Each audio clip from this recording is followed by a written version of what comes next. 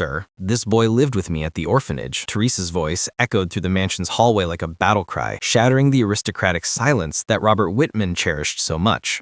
The real estate mogul froze in front of the vintage painting hanging on his office wall. His usual expression of irritation, the one he reserved for employees who didn't know their place, turned into something between astonishment and poorly disguised panic.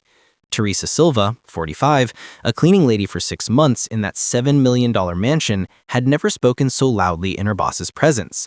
In fact, Robert made a point of treating her like furniture, invisible, useful, disposable. "What the hell are you talking about?" Robert turned abruptly, his face red with indignation. "And who gave you permission to yell in this house?"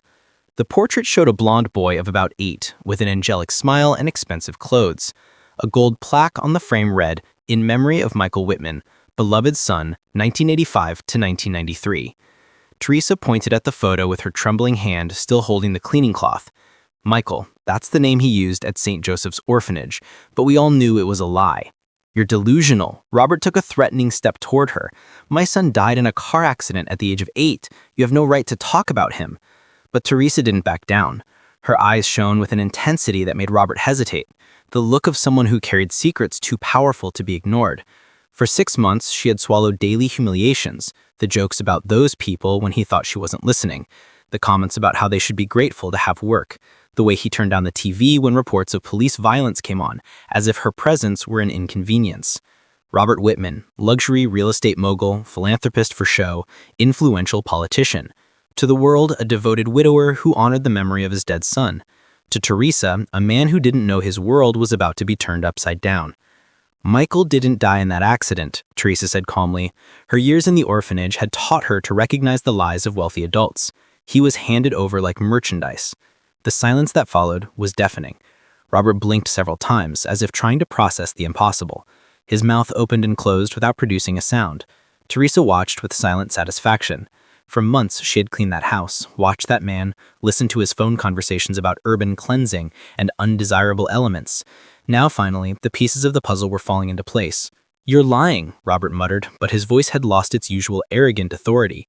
Michael had a moon-shaped scar on his left wrist. He talked in his sleep about a daddy who promised to come back but never did, and he was afraid of men in suits. Robert staggered, leaning on the mahogany table. The perfect picture of his public life was beginning to crack like glass under pressure. Teresa smiled for the first time in 6 months of working in that house. It wasn't a sweet or subservient smile. It was the smile of someone finally laying her cards on the table.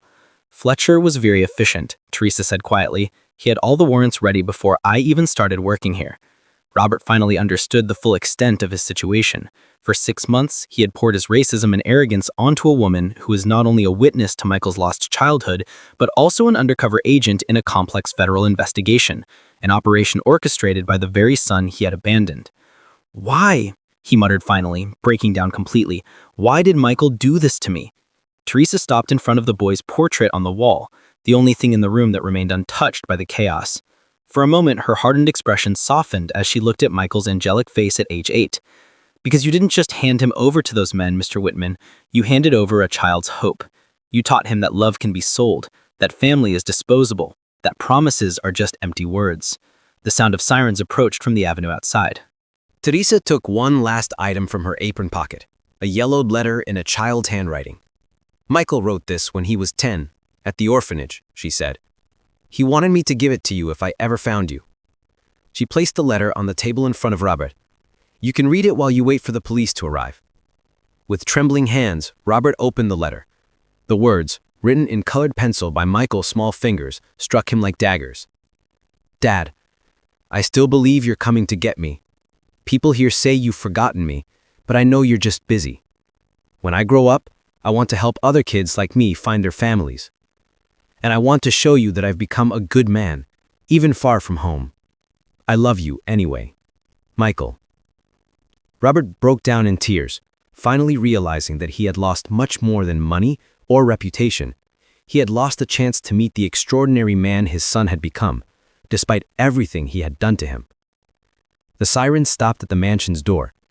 Heavy footsteps echoed through the marble hallway that Robert had walked like a king for decades, and now crossed for the last time as a defeated criminal.